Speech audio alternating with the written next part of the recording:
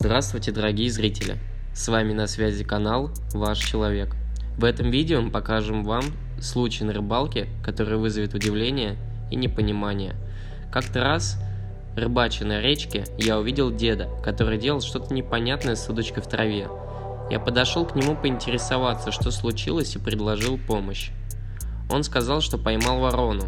Тогда я немного не понял и подумал, что может дед это того.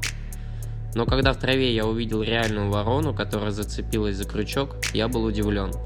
Оказывается, когда дед закидывал удочку, мимо пролетала ворона, и он ее случайно зацепил. Я пошел в траву искать ворону, чтобы ей помочь.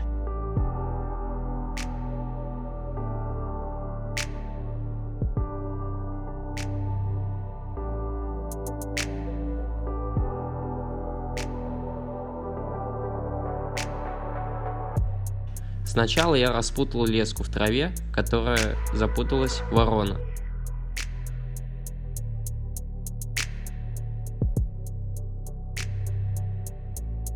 И потом взял ее в руки.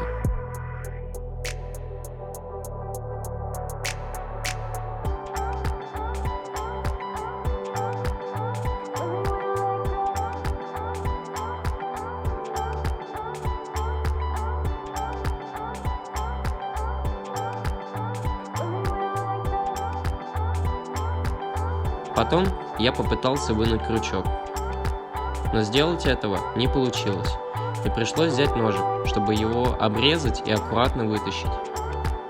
Наша успешная операция по спасению вороны прошла удачно, и с птицей все было хорошо.